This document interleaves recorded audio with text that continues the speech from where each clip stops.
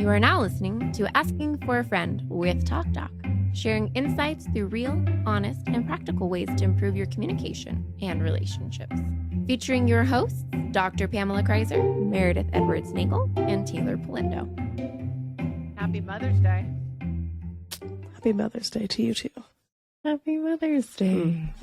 We're back. It's already been a year since our last Mother's Day episode, and you might remember from our episode a year ago that Meredith interviewed me and Taylor about being mothers. So we thought we might turn the tables this year. When Meredith interviewed me and Taylor, Meredith was pregnant. I think very pregnant, maybe. Very pregnant. Mm-hmm.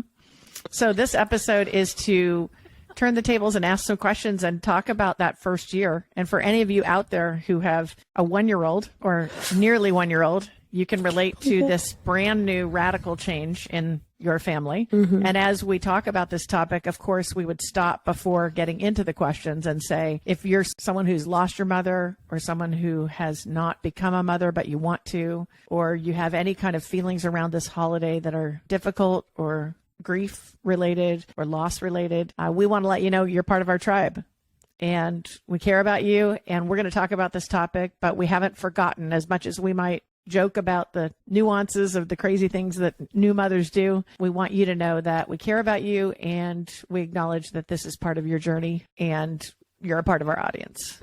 So my first question for you, Meredith, is you said in that episode a year ago, okay, and that was episode 50, by the way, if anyone wants to go back. It might be kind of fun to go back, listen to that, then listen to this one. You said you don't even know what this child looks like. So my question is, who does this child look like? The older she's getting, the more I see Tommy, but I still feel I see such this split in her face. Her eyes and her eyebrows are so Tommy's family. And Nice. then her mouth and her nose are me. But now I'm getting from people, oh, she looks like Tommy, but every expression is me. Oh, that's funny. So you had a girl Yeah, and you had her on Mother's Day. Very fitting. I did. She was born on Mother's Day. That is very fitting. I didn't even think about that. Yeah. I mean, I think you can't write it better than that. So how did it go? Because you talked in that first episode about fearing delivery, but kind of being terrified and empowered at the same time. Okay, so we want to make me cry. I get it. That's fine. That's okay. Everything I wanted about birth did not go my way. Everything I thought I wanted, yeah. No, everything I wanted. All the things I wanted to show myself I was strong and I could, do it without an epidural. And then, I guess, long story short, she turned during labor. So it became, like, they call it back labor or spinal labor. I went into labor. Taylor, actually, this is funny. Didn't I called you Taylor? Do you remember this, Taylor? Yeah, I think so. And I was like, so Keep going. I felt this. This isn't like real. Like, this is contractions. And you're like, oh, yeah, you're definitely in labor. And like, you're like, so like, oh, yeah.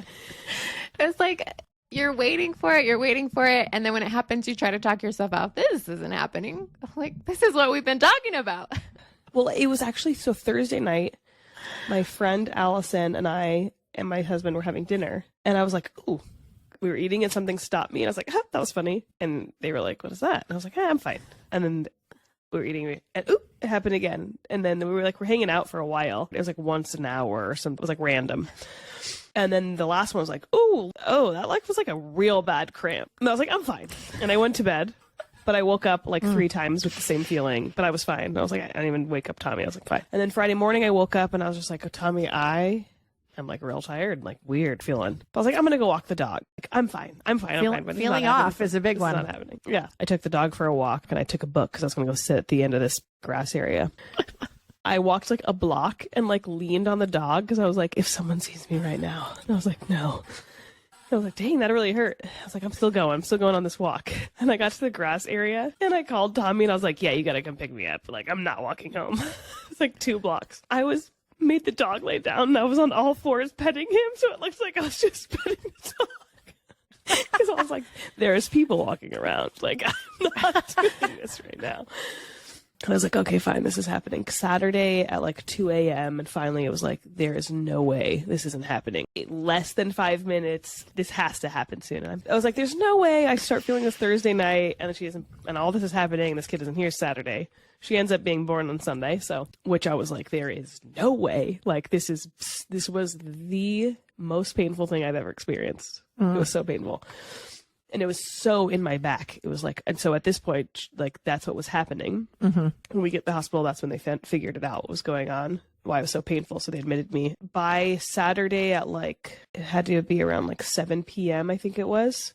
I was like so exhausted. Like I couldn't take it anymore. And I was like, okay, I'm going to do the epidural. It was just really hard. And I was only at like 6. So I did that. And finally, whenever things progress, I pushed for, I don't even remember now. I'm going to tell you, Taylor, was it like an obnoxious amount of time. Why can't I remember? No, I think it was 6. Because at hour 3, there was a doctor that was like, you just need to stop. We're doing a C-section. And I was so devastated. Like, I was out of control, like crying, like, no. And like the epidural was starting to wear off. And oh my gosh. I was like, I will do this. And like, they let me try out. The nurse was great and let me try all the things. And the nurse was cool. It was like, there's a shift change coming with this doctor. And I was like, I have to wait it through. Got to hour like 4.5, and that's when the new doctor came. Tried to do all the things. Finally at like hour 6, but I was in so much pain that like my body was just shaking. I couldn't stop. Like, it was like my limbs, my legs. I think that was the first time in my life I've seen Tommy look scared. I think he was scared of the amount of pain that I was in. Probably. Because there was an issue with her heart rate. There was becoming a problem. And so then it became an emergency C-section. Yeah. So the end of it is that they started the surgery really fast. And I mean, it was crazy. It was so super fast for her. Yeah. She ended up being in the NICU for like 4.5 days. Thankfully, it's okay. And she's fine. I felt them start and I don't remember anything because I just started screaming and they put a like mask over my head. And so they knocked me out. And then I didn't get to meet her until like 6 hours after she was born. Oh, Tommy did. So that's good. And they took good care of her and everything. So, and she's okay. But yeah, I think the crazy thing is the first time, remember in the episode 2, I asked like, what does it feel like to be a mom? The first time you felt like a mom. yeah. So the first time I felt like a mom, I was waking up from the surgery and I like was like coming to, and I was looking around and I looked at the nurse was there when I woke up and I was like, where's my daughter? And she's like, oh, it's okay. Relax. Like, you're going to see her at the end of the day. And she was born Sunday, like around 8 a.m. And I looked at her and I said, no, like, I need to go there right now. Like, I need to go where she is right now. And she's like, oh, no, that's going to be a while because you can't even move your legs yet, can you? I'm telling you, with all the mama strength in me, I was like, I'm a mother and I will see my baby. And I moved my legs.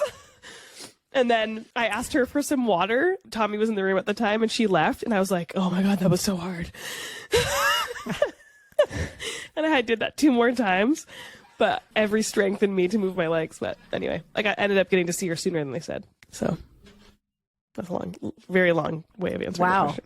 I would just like to point out, you said, oh, because you got an epidural, you weren't strong. Sounds like you're really freaking strong. Oh, thank you. So. I didn't really feel that way in the moment either. But I definitely wrestled with the surgery part for a while after. And I'm really grateful to have like the support of Tommy and everything and whatnot. And people will tell you a range of things like, oh my gosh, it's fine. But when it's you, like, you just don't feel like it is, you know? You work really hard to be this healthy person and you want to do this thing. And then it's like, it gets taken from you. It's taken me a year and I'm now like, wow, like I feel that part of me is strong again. And it's a long time. That part was really hard. I was wondering, what's the most surprising thing to you about motherhood? So funny because, just honest, at month 7, if you asked me that, 7, 8, I would have been such a little biznatch. I've been like, what's surprising is it's so easy and I love her so much. And then at month 8, I was like, I will say, when you were telling me about motherhood and all this stuff, you know, been through this journey with you, I was like, I must not be normal. Because Meredith is just like ray of sunshine. Like, oh, this is so great. I was like, wow, I'm really fucking crazy. Because I was like, this is so hard and I'm dying. Oh my God. And I was like, oh, well, of course, Meredith, just, you know, if whatever your experience is. But then you shared some things. I was like, okay, there's the real shit. I will say, okay, like, because of honestly the human. birthing experience, the hard things for me were more focusing on that, physically becoming me again. You know, Yeah. it wasn't necessarily about her or being a mother. That was hard. That's a whole nother area of conversation topic. But in the beginning, she was a badass. And now she still is, and she's great, and I really freaking love her. And if you come for her, I will find you, and I will. Just don't even want to talk about it. Can't be recorded. So Mama Bear is there. But what's surprising me most about motherhood? That was your question. I think of two things. One serious, one really funny. I'm gonna go with the funny one first. I could actually kill somebody. We already knew that about you.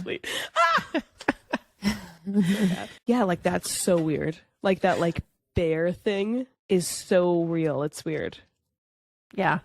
Also, anytime I see anything sad about children, it's another type of level. And I'm not saying that just because you don't have kids, you can't have that in your heart. Mm-hmm. It's not so different. There's just something about it. It's doing something different to me.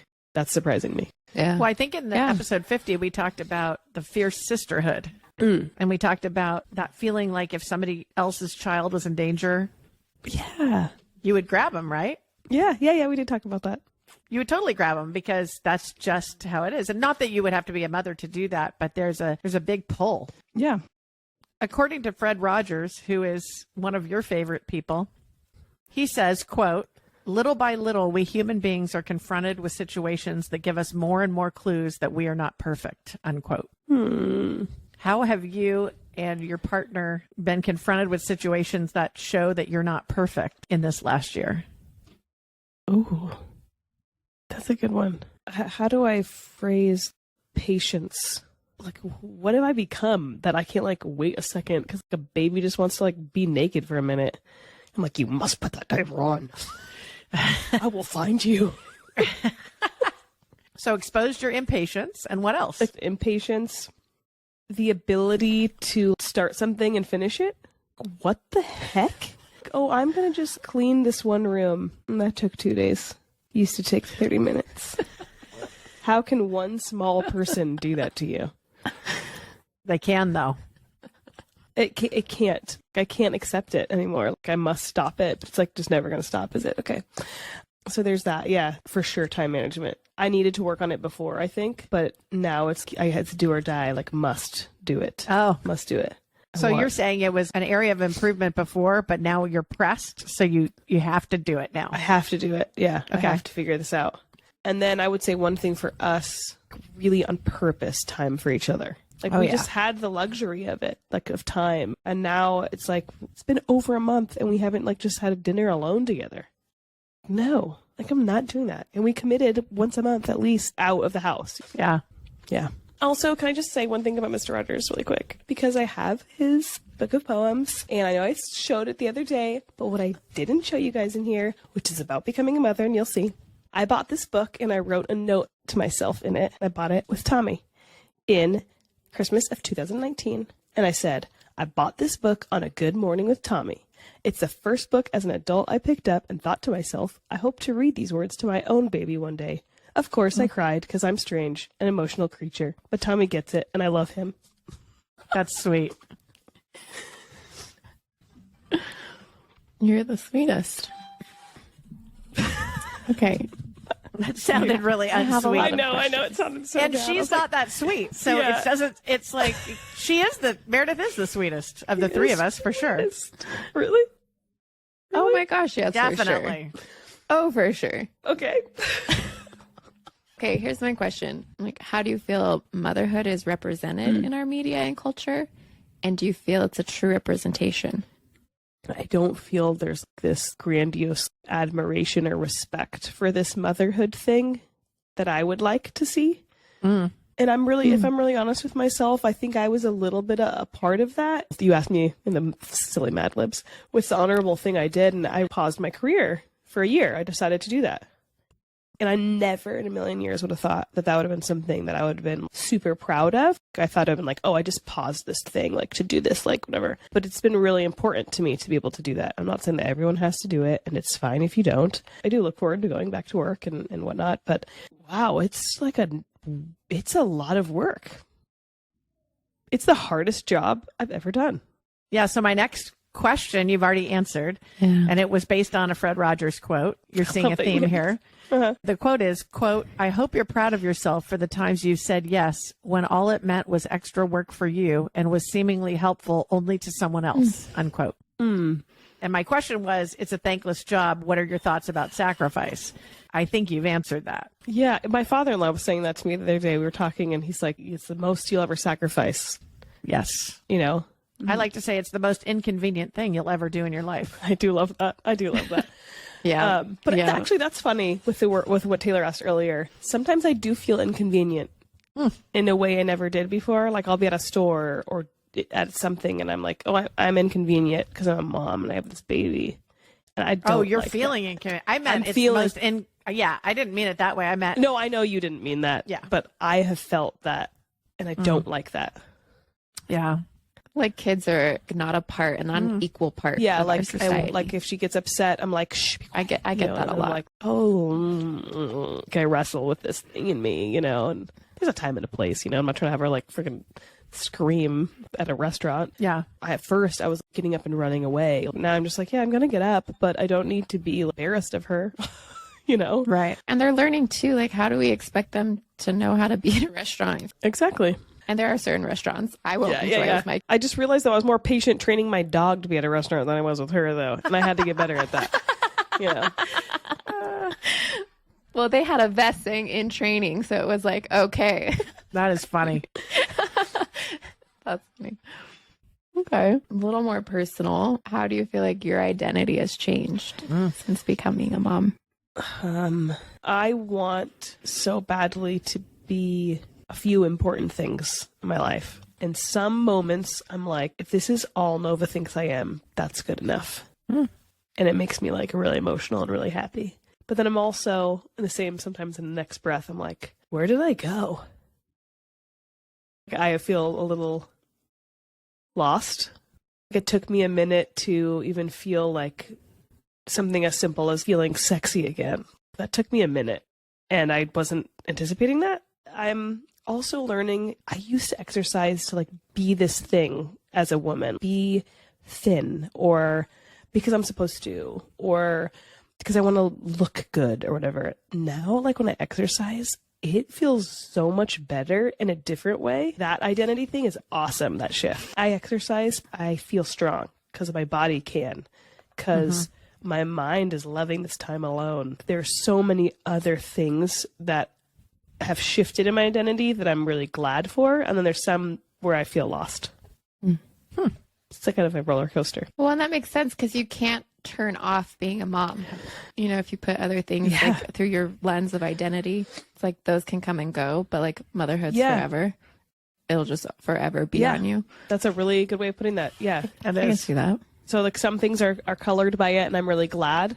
And also just having a daughter in the world, I love that my view of this physical part of me has changed. I'm so glad it did. You know, and maybe I needed, in a way, some things to really not go my way to get her here, to get through that. I don't know. That's good.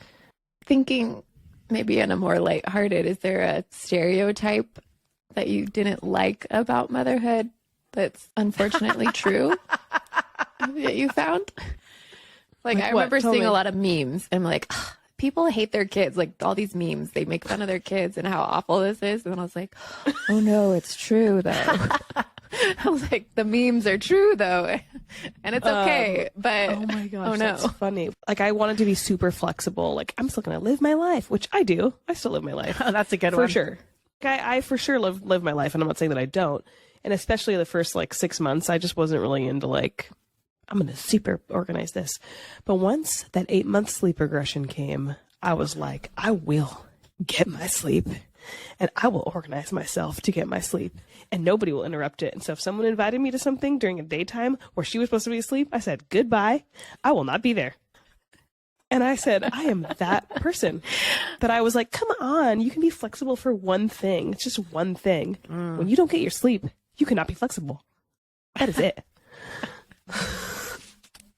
That is such a big one too, because you could do it. It's not that you can't do these things, but is it worth the effort to you? And oftentimes, I don't think it is. Yeah, I could do all the things I used to do if I really wanted to. But would I be enjoying my life? Oh my God, Would no. my kids be enjoying it? Would your partner be enjoying you? Because I was like, I know you're not enjoying me right now because Tommy and I got real cranky when we didn't sleep that month. I've got a question for you. So how has becoming a mother changed or altered your view of your own mother? Ooh, Maybe it hasn't. Maybe it has. good. I'd say mostly it hasn't. My mom was 1000% there for us, and also career, worked her ass off and was all the things. I knew she was a good friend. I knew that people looked to her in her job. I knew that her parents looked to her in their old age. She was a mentor, you know, she was also my mom. Yeah. And she was all the things. And so I guess what it did was made me go, whoa, could one day my daughter think I'm all the things? And it also, I see I'm more like her than I realized. I mean, you are becoming your mother, probably. Yeah. I'm proud of how my mom raised me and the woman she is, and I admire her and I respect her, and cool. Like, I want that. I want to be like that. Yeah. Okay, I want to know what you have not liked and what you have loved. Okay. I don't like that I can just do what I want all the time. I miss that. I do miss that. Or Freedom? I can just, I miss, even though still I feel I'm really living, trying to thrive and live a full life, and I'm genuinely happy and I'm glad I'm a mom. Yeah. I miss that ability to just like think on a whim like that, Yeah. you know? And I'm not going to get it back, and that's okay. And I accept that and I'm all right with it, but I don't like Not that. yet. Yeah, I don't like it. It's there. Well, and it's just going to be a minute before you like- get that back. Yeah. Maybe an hour. Yeah. it's not fun to like lose the ease of things, but that does also, I feel like, come with the benefit of growing you in a way you're not capable of until you are no longer number one in your life. I don't think a partner can really do the same thing for you that a kid will, or someone who is dependent on you for survival. That like, is mind blowing. can grow you. Formula fed, breastfed, whatever. But like I breastfed Nova for a year, and sometimes I'd look at her and be like, I sustained you? What the heck is that? That's magical and totally wow. I don't have the words for it. Like, I just would look at her sometimes and see her. She had grown, and I was like, whoa, we did that together. That's wild. Yeah. Just from my perspective, I think it is something that is not talked about in the motherhood camp, because there's been a like pendulum swing of it was like, oh, you needed to be a mom to like hit some type of value system. And we're swinging the other way of, to me, it almost seems like, oh, you're a mom. Like, it's my perception of media's take on downgraded. Oh, you're not working. You're not yourself. You're not independent and free. And I don't think there should be any value put on anyone, whatever your decision is. You should decide it for yourself. Who gives a shit what anyone thinks about it? It's not for everyone, and that is completely fine. It is for some people. That's completely fine. And it doesn't need to be compared to other things. It's not the same, and it's okay that it's a unique experience. That doesn't mean because you don't have this experience, you don't have value. Yeah. And to be honest, Tommy and I had conversations, like, we were really okay without having kids. Okay, what I love, I didn't answer that part. Okay, but I want to pick the first two things that come to my mind. I had a moment like this today, even in some of the hard moments of today. But I was holding her, and she looked at me and like and smiled, and she was really close to my face. And I just was like, I'm gonna stare in your eyes like a little longer right now. And I love those moments. It like blows my mind sometimes, like just stare straight in her eyes. Like, it's so pure and good. And that's all that it is. And Sweet. I love that. I love watching her play. I got to do that for the first time. Her cousins were visiting, and I loved watching her play. I loved watching her play. She was like interacting and playing, and was so happy to be together with other people like little like her. As Fred Rogers says, it's good to be curious about many things. My question is, how has her curiosity rubbed off on you? Curious since month one or two. It's been like the number one word for her. For me, like, she is such a curious little nugget, and it's rubbed off on me. I love that she is teaching me to slow down. Today I sat in kind of wet grass and played with sticks for like 10 minutes, and I loved it. And she was so curious about it. Like, it's rubbed off on me in just the rediscovery. Like, everything is something to be discovered, you know? There's so much going on all the time, whether it's in the world or on our phones or whatever, that I'm thinking I can multitask all the time. And I'm taking away from just being present a lot by doing that. And the older this baby gets, the more I'm learning that that is not possible. And that's good, to just do one thing at a time. And sometimes it's 10 minutes in the dirt. So one thing that Proust says is this quote that says, "The real voyage of discovery consists in not seeking new landscapes, but having fresh eyes." So what you just said reminded me of that quotation of having these new eyes and being able to see things in a new way through a new lens. Like that. Yeah, I love that. Okay. I think this is my last question for you. And I'm just stealing it from you because you ask this to our guests often. What are you most proud of as a mother? You know, okay, now it's going to make me emotional. I'm most proud as a mom of having Tommy. I'm most proud of a mom as having her dad. There's no way I could do this on earth with anyone else. And I feel very fortunate, and I know whether people are listening or that have a hard time with their mom or whatever, you know, or picking a partner or whatever. It's hard, and I'm really proud that I made this team with him. Yeah, you chose our father, so that's a really nice gift. Because we work hard, and we always will, that she'll see that one day. I get excited about that, for her to see how much we love each other. You know, I want it in there. Yeah.